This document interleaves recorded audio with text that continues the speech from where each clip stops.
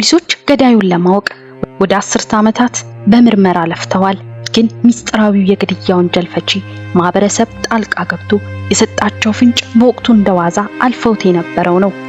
ውድ ቤተሰቦቼ እንደምቆያችሁ ሰላማችሁ በያላችሁበት ይብዛላችሁ እያልኩኝ ዛሬም በአዲስ ታሪክ መጥቻለሁ። ይህን ታሪክ እስከ መጨረሻው ተመልክታችሁ ሐሳባችሁን ኮሜንት ላይ እንድታጋሩኝ ከወዲሁ እየጠየቅኳችሁ ቪዲዮ ከተመቻችሁ ላይክ፣ አዲስም ይሆናችሁ ሰብስክራይብ እያደረጋችሁ ተቀላቀሉ። ወደ ዛሬው እጅግ አስገራሚ ወደ ሆነው ታሪክ ልለፍ። እንደ ኢሮፓያን አቆጣጠር ህዳር 30 ቀን 1984 በፊላዴልፊያ በሚገኝ ድሬክሰል ዩኒቨርሲቲ ትምህርት ሲጀመር ወደ ራንዳል አዳራሽ የገቡ ተማሪዎች አሰቃቂ ነገር ተመለከቱ። በውጪ ደረጃ ታችኛው ክፍል ላይ የአንዲት ወጣት ሴት የሞተ አካል ነበር። ፊቷ ሁሉ በጣም ከመቆራረጡ የተነሳ ተቆርጧል። እርሷም በታነቀችበት አንገቷ ላይ የዞረ ጥልቅ መስመር ነበር። ሟችቷ ምንም ቦርሳ አልነበራትም። ስለዚህ እሷን ለመለየት የሚቻልበት መንገድ የለም። ሌላው የወሲብ ጥቃት ይፈጸምባት አይፈጸምባት አልታወቀም። ምክንያቱም ጫማዋና ካልሲዎቿ የሌሉ ቢሆንም ሙሉ ለሙሉ ልብሷን ለብሳለች። ፖሊሶች ወዲያውኑ አካባቢውን ከበው የመጀመሪያ ጥርጣሬያቸው ይህ ዘረፋ ወደ ሞት ተቀይሮ ነው ብለው አሰቡ። ፖሊሶች አሁን በጣም ከባድ ምርመራ ይጠብቃቸዋል። ምክንያቱም በራንዳል አዳራሽ ውስጥም ሆነ ውጭ ምንም ካሜራ የለም። ስለዚህ በሞተችው ሴት ላይ ምን እንደተፈጠረ ለማወቅ አልቻሉም። አሁን ያልተገደበ ቁጥር ያላቸው ተጠርጣሪዎች አሉ። ምክንያቱም ድሬክሰል ዩኒቨርሲቲ የተናጥል ካምፓስ አልነበረም። ህንጻዎቹ ወደ ዌስት ፊላዴልፊያ የተዋሃዱ ሲሆን ራንዳል አዳራሽ ራሱ የሚገኘው በድሬክሰልና በአካባቢው የሚኖሩ ነዋሪዎች በየቀኑ ማለት ይቻላል የሚጠቀሙበት የታወቀ መንገድ ነው።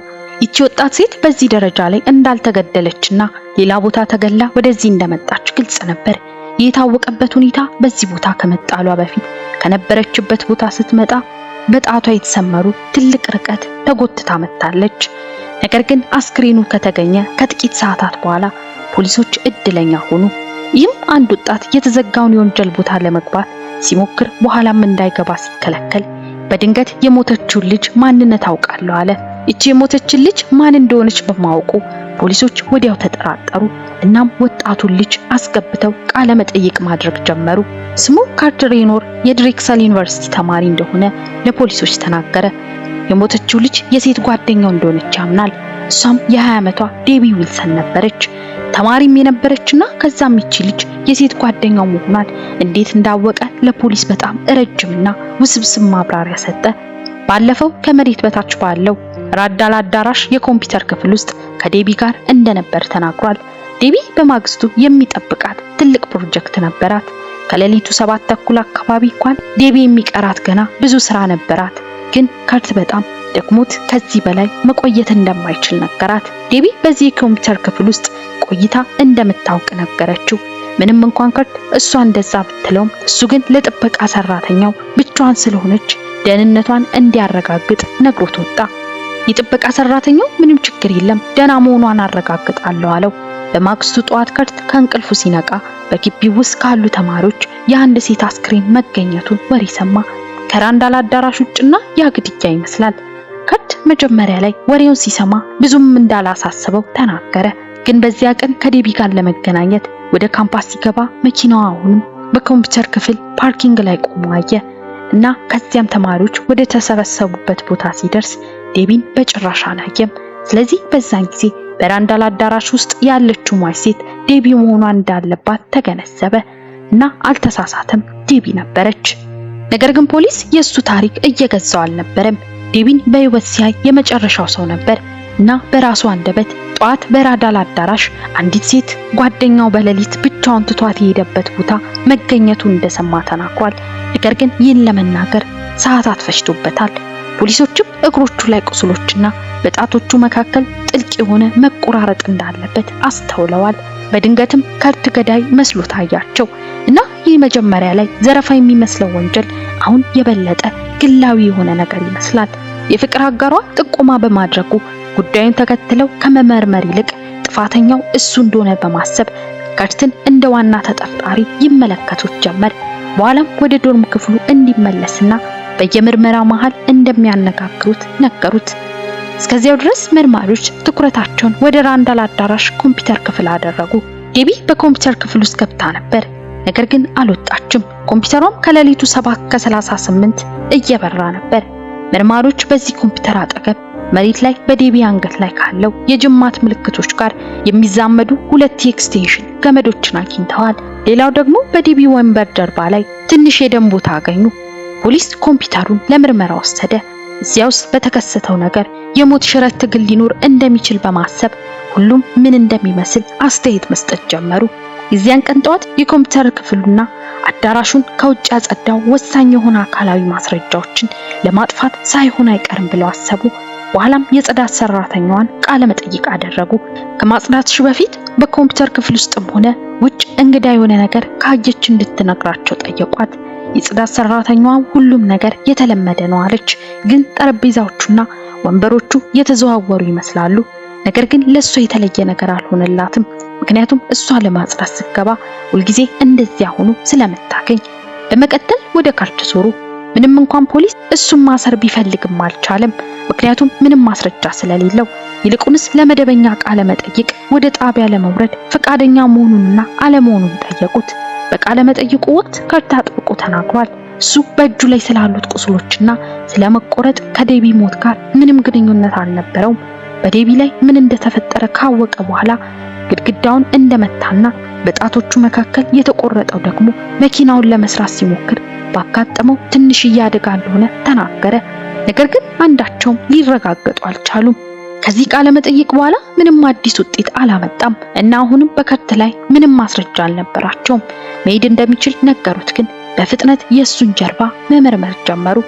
ከርት ቀደም ሲል ዴቢን በኮምፒውተር ክፍል ውስጥ ትቶ ወደ ዶርም ሲመለስ አንድ የጥበቃ ሰራተኛን አግኝቶ እንዳነጋገረ ተናግሮ ነበር። እናም ፖሊስ ያንን የጥበቃ ሰራተኛ ለማግኘት ችሏል። የጥበቃ ሰራተኛው ስም ብራይስ ክላትማን ነበር። እሱም የዩኒቨርሲቲው የረጅም ጊዜ ሰራተኛ ነበር። እናም ምንም የወንጀል ታሪክ የሌለው ሰው ነው። ክላትማን ከሌሊቱ 7:30 አካባቢ ከርት ወደ ዶርም ሲመለስ አግኝቶት እንዳነጋገረው ነገራቸው። ግን ከርት ከክላትማን ከተነጋገረ በኋላ በዚያ ምሽት በራንዳል አዳራሽ ውስጥ ይሰሩ ከነበሩት ሁለት የጥበቃ ሰራተኞች የሆኑት ብሮንሰን ዚግለር ወይም ዴቪድ ዲክሰን ጋር ደውሎ ከሁለት አንዱ ወደ ምድር ቤት ወርዶ በኮምፒውተር ክፍል ውስጥ ያለችውን ልጅ እንዲያያት ነገራቸው። በሬዲዮ ካወሩ በኋላ ብዙም ሳይቆይ ዚግለር ለክላትማን አንድ ሰው ከራንዳል አዳራሽ ውስጥ ተማሪ ተብሎ የሚገመት ሰው ሲወጣ አይቻለሁ አለው። በሰዓቱ ያ ሰው በጣም ሩቅ ስለሆነና በጣም ጨለማ ስለነበር መለየት እንዳልቻለ ነገረው። ነገር ግን በእርግጠኝነት አንድ ሰው ከሌሊቱ 7:30 አካባቢ በግቢ ውስጥ ሲመላለስ አይቷል። ክላትማን በዚያ ምሽት ራንዳል አዳራሽ ውስጥ እግሩ እንዳልገባ ለፖሊስ ተናግሯል እና የውሸት ማወቂያ ፈተና ለመውሰድ ፈቃደኛ ሆኖ የተናገረው እውነት መሆኑ ተረጋገጠ። በኋላም ፖሊስ የብሮንሰን ዚግለርንና ዴቪድ ዲክሰንን የኋላ ታሪክ ማጣራት ጀመሩ። ዲክሰን በሰራዊት ውስጥ የነበረ ጥሩ ታሪክ ያለው ወታደር ነበር። ዚግለር ደግሞ በስርቆት ወንጀል በእስር ቤት ያሳለፈ ሲሆን የጥበቃ ስራውን ለማግኘት ሲል እንኳን ዋሽቶ ነበር። ፖሊስ ለዚግለር ቃለ መጠይቅ ሲያደርግ ሲበሳጭ ተመልክተውታል። የራዲዮ መልእክቱንም ቢቀበልም ልጅቷን እሱ ሄዶ ከማየት ይልቅ ለዴቪድ መሄድ እንዳለበት ተናገረ። በኋላም በየክፍሎቹ በሄደበት ቁጥር የሚይዘውን ካርድ የጥበቃ ሰዓቱን ማረጋገጥ እንደሚችሉ ለመርማሪዎች ተናግሯል። ይህም በመሰረቱ እንደ ፓንች ካርድ በደህንነት ዙሮች ላይ የተመደቡ ጣቢያዎች ያሉበት ሲሆን እዚያ ጣቢያ የደረሰበትን ጊዜ የሚያረጋግጥ ካርድ የሚመታበት መሆኑን ገልጿል እና ሌሊቱን ሙሉ ካርዱን በእያንዳንዱ ጣቢያ አስነክቷል እና ስንት ሰዓት እንደደረሰና በምን ሰዓት እንደሄደ የሚገልጽ መዝገብ ነበር። ስለዚህ ይህን መዝገብ ሲፈትሹ ዚግለር ሁሉንም ጣቢያዎች በትክክለኛው ጊዜ እንደመታ ያሳያል። ነገር ግን ይህ ማለት አልገደላትም ማለት አይደለም። በመጨረሻም ግን ዴቢን እንደገደላት በስላቅ ተናግሯል እና ከዚያ የውሸት ማወቂያ ፈተና ለመውሰድ ፈቃደኛ አልሆነም። ፖሊስ ዴቪድ ዲክሰንን ቃለ መጠይቅ ሲያደርግ ዚግለር በኮምፒውተር ክፍል ውስጥ ያለችውን ልጅ እንዲፈትሽ በሬዲዮ እንዳልደወለ ተናገረ። በተጨማሪም በኮምፒውተር ክፍል ውስጥ ዘግይቶ እየሰራ ያለ ሰው እንዳለ እንደሚያውቅ ተናግሯል። ምክንያቱም ከሌሊቱ 8:15 አካባቢ በዚህ አዳራሽ መብራቱ በርቶ እንደነበርና በውስጡ የሚሰሩ የአታሚዎች ድምጽ ሰምቶ እንደነበር ነገራቸው። እናም እዚያ ውስጥ ያሉትን ሰዎች ሳያይ ሄደ። ከዚያም በሚቀጥሉት 2 ሰዓታት ውስጥ ከሴት ጓደኛው ጋር በስልክ አወራት። ልክ ከሌሊቱ 10 ሰዓት አካባቢ ተመልሶ ወደ ኮምፒውተር ክፍል ወረደና መብራቱ ጠፍቶ በሩ እንደተቆለፈ አየ። እናም በዚያ ውስጥ የነበረው ሁሉ ወጥተው እንደሄዱና ዚግለር መጥቶ እንደዘጋ አሰበ። እሱ ወይም ዚግለር ለምን የዴቢን አስክሬን እንዳላገኙ ሲጠየቁ የጸጥታ ጥበቃቸው ከህንጻው ውጭ ስላልነበር ነው ብሏል። ምክንያቱም የመውጫው ደረጃ ከህንጻው ውጭ ነበር። ስለዚህ እሷን ፈጽሞ አያዩትም ነበር። በዚህ ጊዜ ክላፍማንና ዲክሰን በተጠርጣሪነት ተወስነዋል። ነገር ግን ዚግለር ተቀዳሚ ተጠርጣሪ ሆነ። ግን እንደ ከርስ ምንም ማስረጃ የለም ከወንጀሉ ጋር የሚያያይዘው። እናም እሱን ማሰር ስላልቻሉ መርማሪዎች አይናቸውን ወደ ሌላ ነገር አዞሩ። ከሌሊቱ 7 ተኩል አካባቢ በራንዳል አዳራሽ ሲመላለስ የታየው ተማሪ የሚመስለው ሰው የ28 ዓመቱ የፒዲ ተማሪ አሽላንድ በርሃርድ ይሆናል ብለው አሰቡ። ረጅም ሰዓታት በመቆየት የሚታወቅና በቢሮ ውስጥ ከሚሰሩ ሴት ጸሐፊዎች ጀርባ ሾልኮ በመግባትና በድንገት እርሳስ አንገታቸው ላይ በመያዝ ለመግደል በማስፈራራት ይታወቃል። እሱ የሚቆየው ቦታ የዴቢ አስክሬን እዚያ ደረጃ ላይ ከተገኘበት በቀጥታ ከላይ ነበር። ፖሊስ ከአሽላንድ ጋር ቃለ መጠይቅ ሲያደርጉ ሌሊቱን ራንዳል አዳራሽ ውስጥ እንደነበር ተናግሯል። ግን ዴቢን ከእርሱ ጋር ምንም አይነት ግንኙነት እንደሌላትና ሌሊቱን ሙሉ እሱ ከነበረበት ክፍል እንዳልወጣም ነገራቸው። እንዲያውም በፍጥነት የውሸት ማወቂያ ፈተና ለመውሰድ ተስማማ። ግን ለማስረዳት እያወናበደ አልተሳካለትም። በመጨረሻ ፖሊሶች ገዳያቸውን እንዳገኙ በሙሉ ልብ ያምኑ ነበር። ግን ልክ እንደ ከርትና ዚግለር ምንም አይነት አካላዊ ማስረጃ አልነበራቸውም። እሱንም በቁጥጥር ስር ማዋል ባለመቻላቸው ፖሊስ ተጨማሪ ተጠርጣሪዎችን መፈለግ ቀጠሉ። አሁን ከዴቢ ጓደኞችና ከሚያውቋት አንዳንድ ሰዎች ጋር መነጋገር ጀመሩ። ብዙዎች ከዚህ ቀደም አላን ስሚት ስለተባለ ተማሪ ደጋግመው ስሙን ማንሳት ጀመሩ። የዴቢ በጣም የቅርብ ጓደኛ ነበር። ግን በሆነ ወቅት ግንኙነቱን ወደ ፍቅር ለመውሰድ ፈለገ። ግን ዴቢ ውድቅ አደረገችው። አለን ግን እልህ ይዞት በአንዱ ቀን በግቢው ዙሪያ ዴቢን ተከትሎ ሄደ። ቆም እንድትልና እንድታናግረው እንዲሁም ግንኙነታቸውን ማስቀጠል እንደሚፈልግ ነገራት። ግን ዴቢ ሁልጊዜ እምቢ ትል ነበር እና አላን የበለጠ ተናደደ።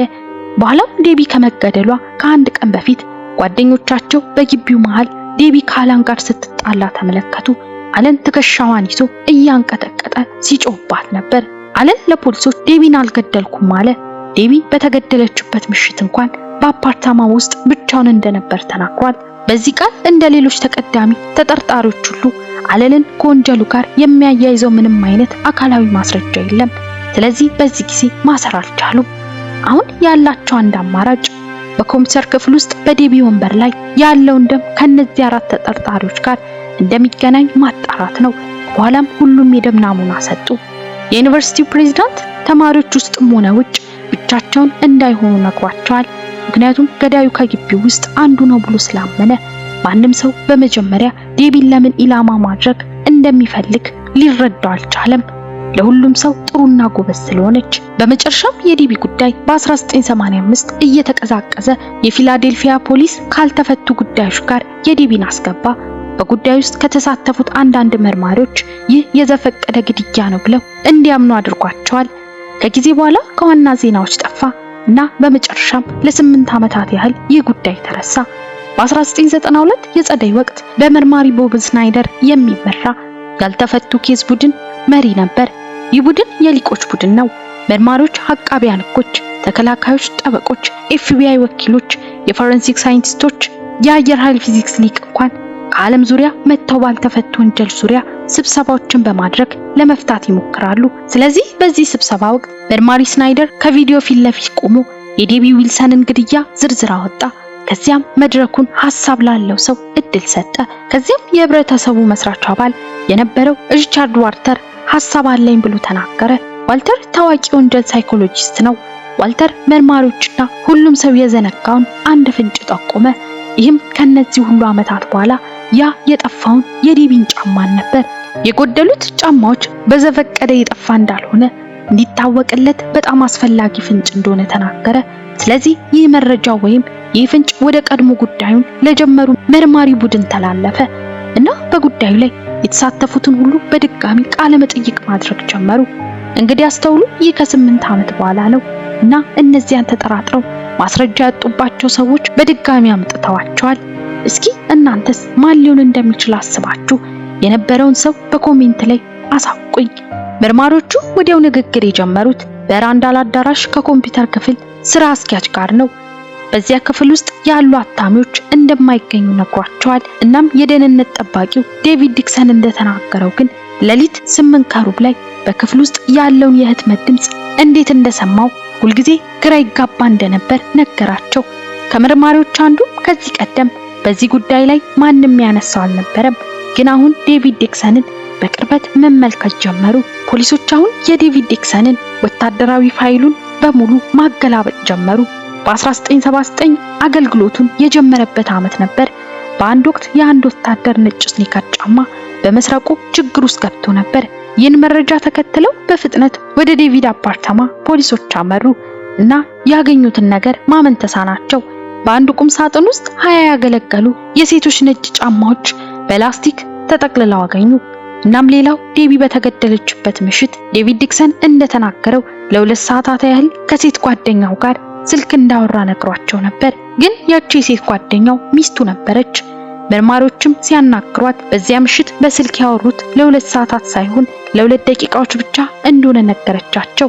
በጁን 1993 ፖሊስ ዲክሰንን ያዘ፣ ግን ምንም ነገር አምኖ አያውቅም። በኋላም ወደ መታሰሪያ ክፍሉ ገባ።